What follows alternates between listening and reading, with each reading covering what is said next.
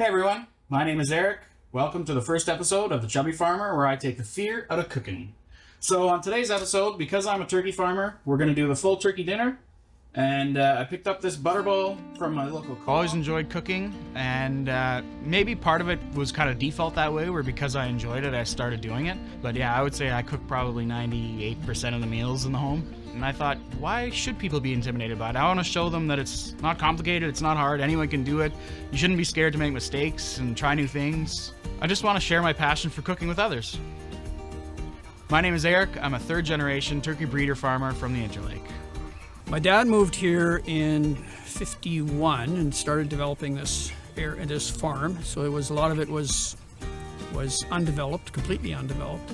A lot of it was forested, and so right on this title, right on this 40-acre piece, they went into the bush and with big Swedish cross-cut saws, cut down trees and piled them, and hired somebody to haul them to the nearest train station, where they were loaded onto train cars and shipped off to their destinations.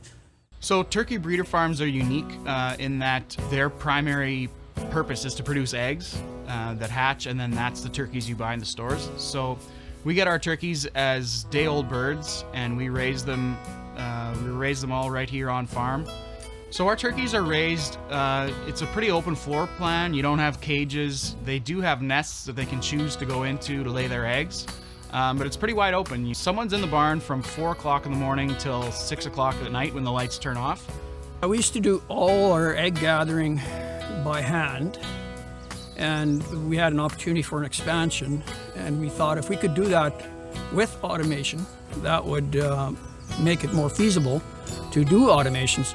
So some of these advancements have really simplified our lives in some ways. So it's a little bit less work with actually collecting those eggs, and then we can spend more time focusing on bird health care and that kind of stuff, keeping the barns clean and making sure we come out with a really nice product at the end.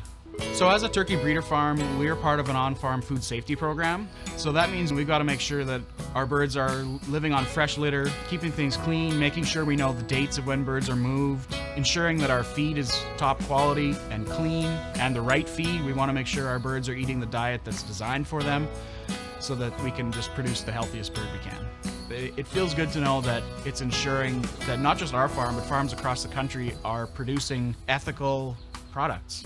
I've always said if I had to live my life as something else, I'd love to be a turkey at our farm. Lindsay's role on the farm is a supporting role for the most part. She's always loved animals. She's a vet tech. We've got a ton of pets and animals on the yard. We've got kind of like a funny farm here. We've got 3 cats, we've got 2 chihuahuas, we've got 2 golden retrievers, and a litter of 9 puppies. We've got a pony in the backyard. We recently rescued a calf from the neighbor's farms. It's really important for me that turkeys are treated humanely because I care about animals. The healthier a turkey is, the more eggs she's going to produce, the healthier the end product is going to be.